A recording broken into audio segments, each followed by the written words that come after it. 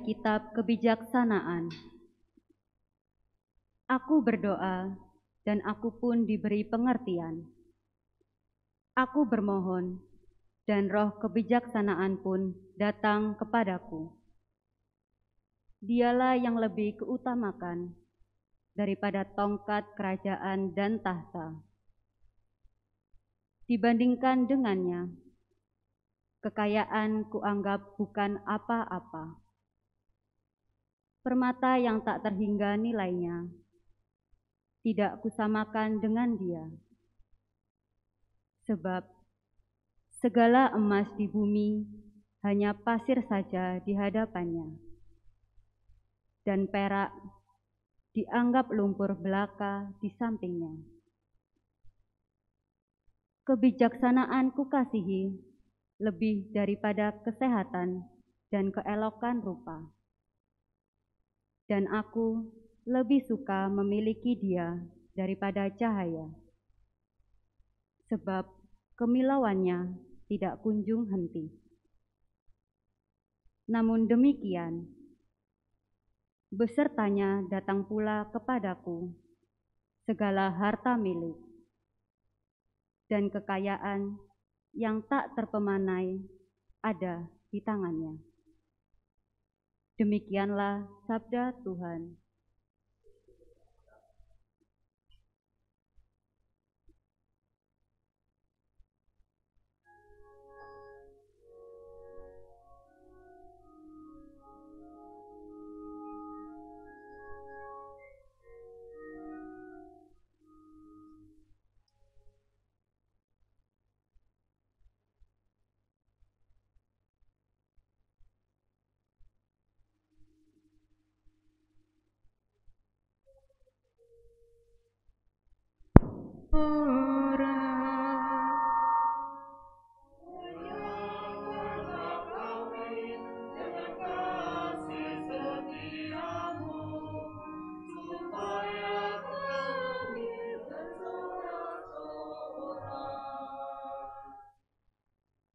Ajarilah kami menghitung hari-hari kami, hingga kami beroleh hati yang bijaksana. Kembalilah ya Tuhan, berapa lama lagi, dan sayangilah hamba-hamba-Mu. Kenyangkanlah kami dengan kasih setia-Mu, supaya kami bersorak-sorak. Kenyangkanlah kami di waktu pagi dengan kasih setia-Mu, supaya kami bersorak-sorai dan bersuka cita sepanjang hayat. Buatlah sukacita kami seimbang dengan duka cita di masa lalu, seimbang dengan tahun-tahun kami mengalami celaka. Kenyangkanlah kami dengan kasih setia-Mu, supaya kami bersorak-sorak.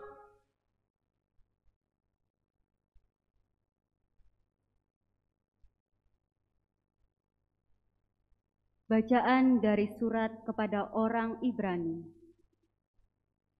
Saudara-saudara, firman Allah itu hidup dan kuat, lebih tajam daripada pedang bermata dua manapun. Firman itu menusuk amat dalam, sampai memisahkan jiwa dan roh, sendi-sendi dan sumsum. Firman itu sanggup membedakan pertimbangan dan pikiran hati kita. Tidak ada suatu makhluk pun yang tersembunyi di hadapannya. Sebab segala sesuatu telanjang dan terbuka di depan mata Dia, yang kepadanya kita harus memberikan pertanggungjawaban. Demikianlah sabda Tuhan.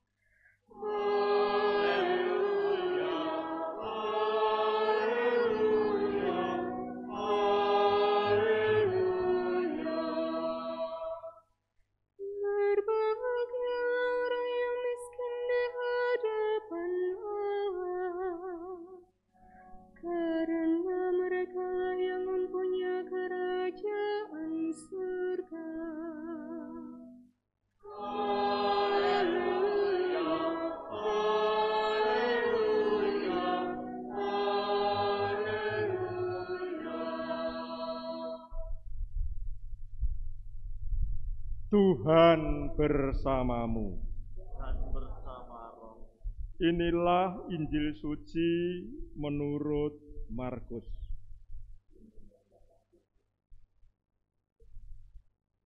Bab 10 ayat 17 sampai dengan 27. Pada suatu hari, ketika Yesus berangkat mau meneruskan perjalanannya, datanglah seorang berlari-lari menemui Dia. Sambil berlutut ia bertanya, "Guru yang baik, apa yang harus kuperbuat untuk memperoleh hidup yang kekal?" Jawab Yesus, "Mengapa kau katakan aku baik? Tak seorang pun yang baik selain dari Allah saja. Kau tentu mengetahui segala perintah Allah. Jangan membunuh, jangan berzinah, jangan mencuri, jangan mengucapkan saksi dusta, jangan mengurangi hak orang, hormatilah ayahmu dan ibumu." Lalu kata orang itu kepadanya, "Guru, semuanya itu telah kuturuti sejak masa mudaku." Tetapi Yesus memandang dia dan menaruh hati kasih kepadanya, lalu berkata kepadanya, "Hanya satu lagi kekuranganmu, pergilah, jualah apa yang kau miliki, dan berikanlah itu kepada orang-orang miskin, maka engkau akan beroleh harta di surga. Kemudian datanglah kemari dan ikutlah aku." Mendengar itu ia menjadi kecewa, lalu pergi dengan sedih sebab banyak hartanya. Lalu Yesus memandang murid-muridnya dan seketika di sekelilingnya dan berkata kepada mereka, "Alangkah sukarnya orang yang beruang masuk ke dalam kerajaan Allah." Murid-muridnya tercengang mendengar perkataannya itu, tetapi Yesus menyambung lagi, "Anak-anakku, alangkah sukarnya masuk ke dalam kerajaan Allah. Lebih mudah seekor unta melewati lubang jarum daripada seorang kaya masuk ke dalam kerajaan Allah." Mereka makin gempar dan berkata seorang kepada yang lain, "Jika demikian, siapakah yang dapat diselamatkan?" Yesus memandang mereka dan berkata, "Bagi manusia hal itu tidak mungkin, tetapi bukan demikian bagi Allah, sebab segala sesuatu mungkin bagi Allah." Demikianlah sabda Tuhan.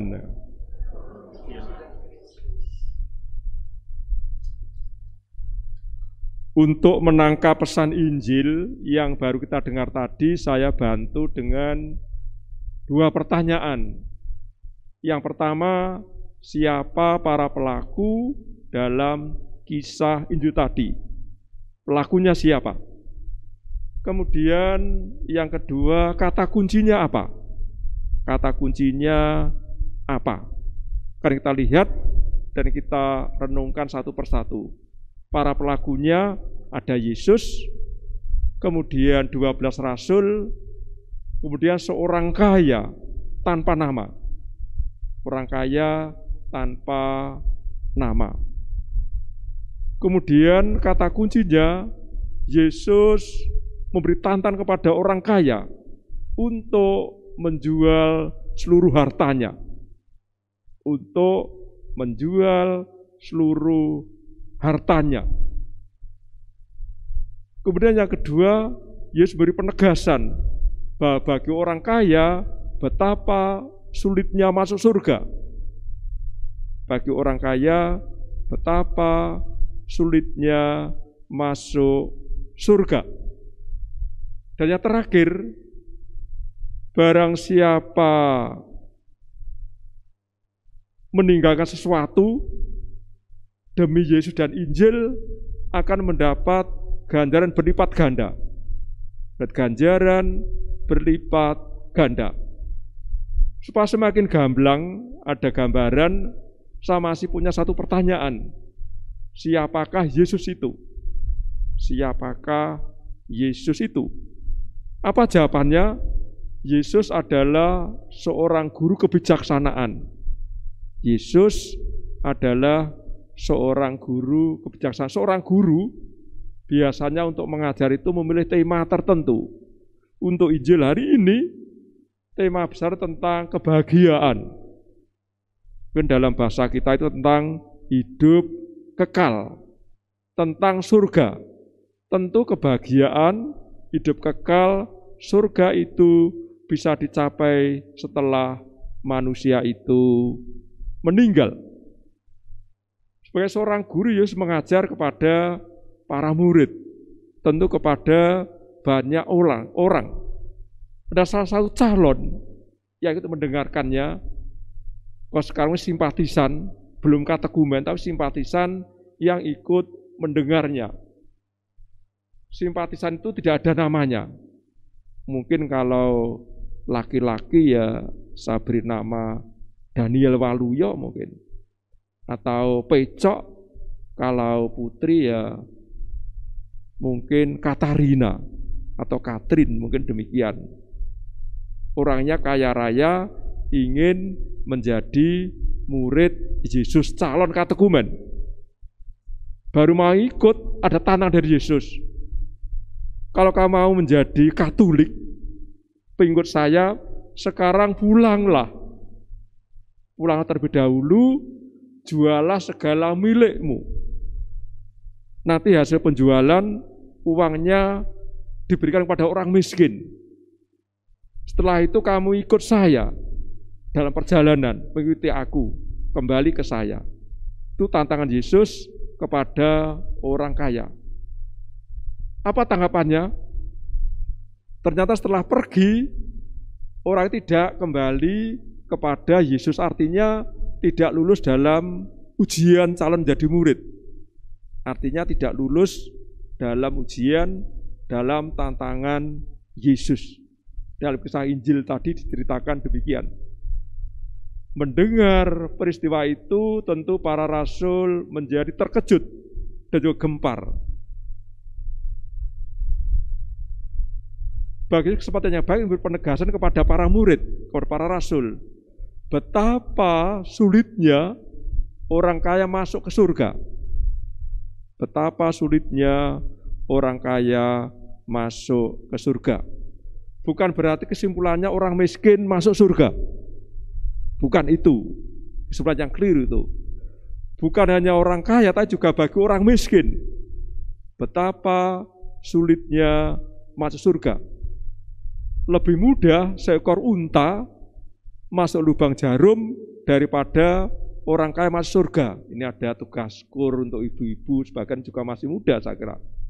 Kalau ada dalam bahasa Jawa dondom itu loh, itu ada jarum dan ada benang. Mungkin di antara ibu-ibu sudah ada yang minta tolong anaknya, cucunya mungkin untuk memasukkan benang ke lubang jarum itu. Gini sudah 10-15 kali pun tidak masuk mungkin. Ini pengalaman yang tugas kur itu yang di atas itu.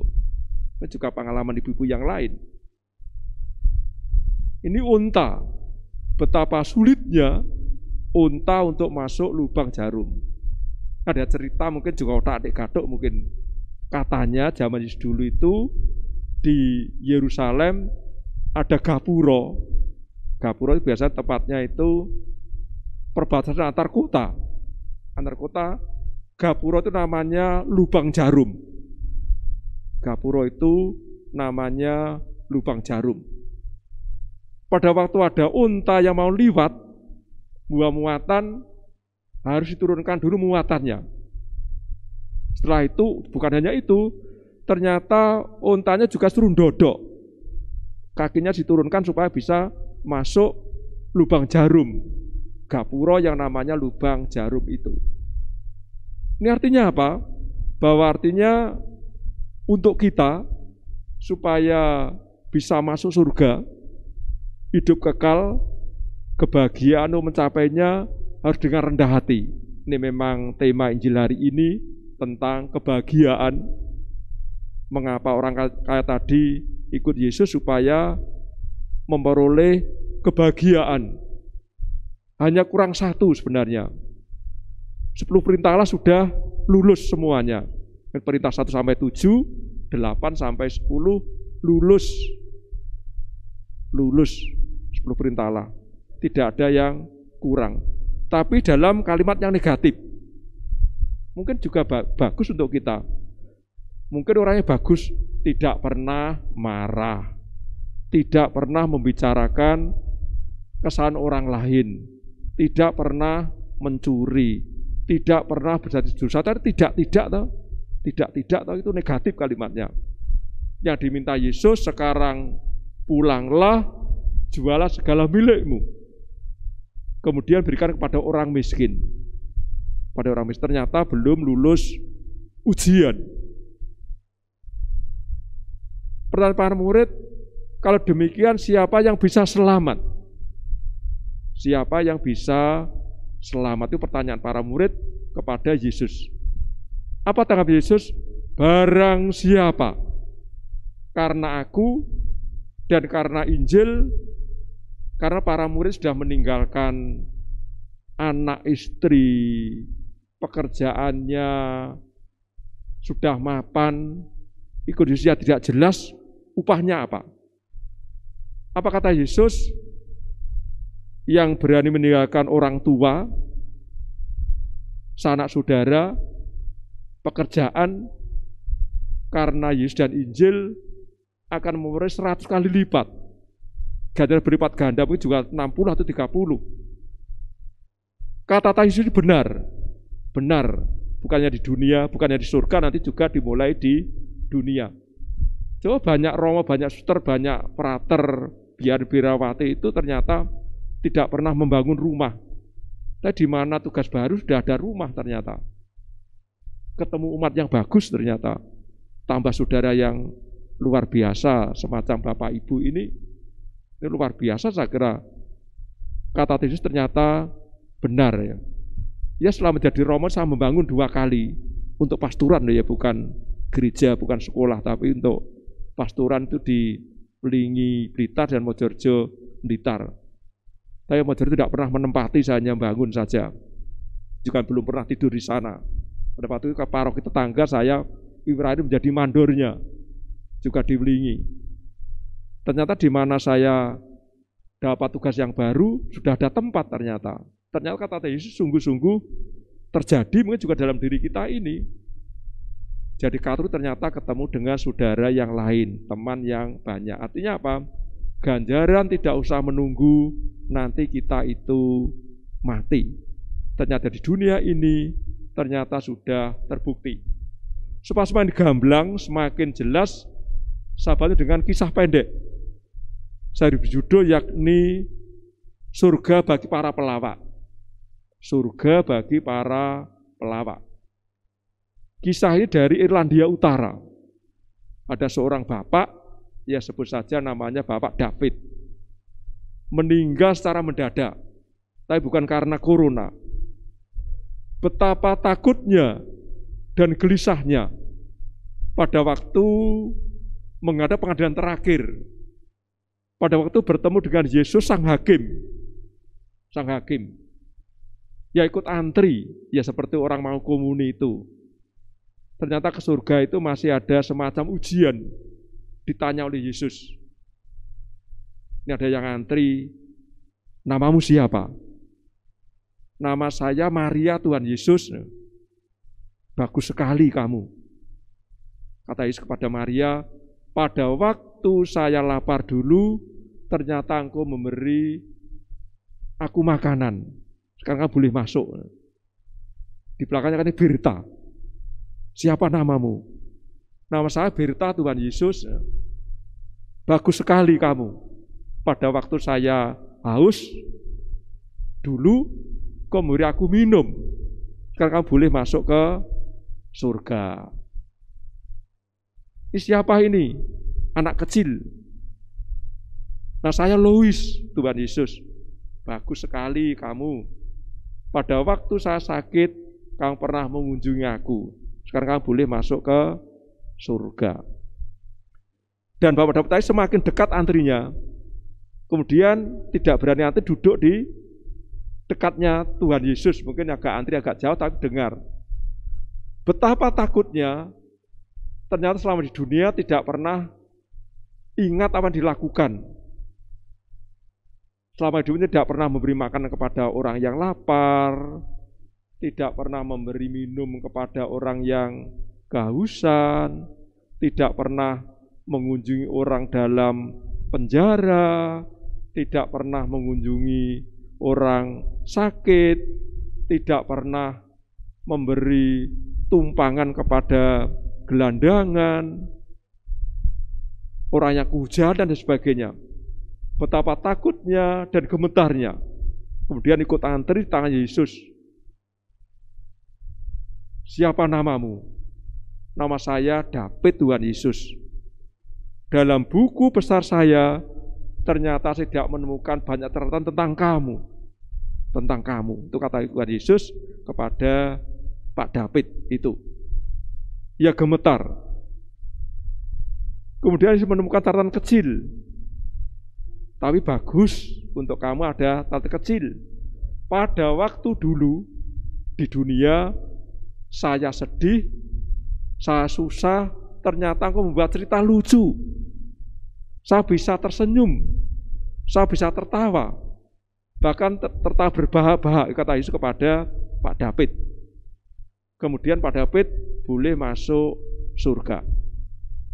Yang mau saya katakan, ternyata perbuatan sekecil apapun yang tidak berharga, tidak bernilai, ternyata di mata Tuhan itu sangat bernilai. Ternyata di mata Tuhan itu sangat bernilai. Pesan apa untuk kita? Dalam pengadilan terakhir nanti, Yesus menyamakan dirinya kepada yang paling miskin dan paling menderita. Segala sesuatu yang kamu lakukan untuk dari yang paling miskin dan menderita, itu kamu lakukan untuk aku. Ini artinya apa? Yesus menyamakan dirinya terhadap orang yang paling miskin, menderita, tak berdaya. Yang diminta dari kita, bahwa kita punya hati, punya perhatian terhadap orang lain, lebih-lebih yang menderita. Berkat Allah menyertai kita semua.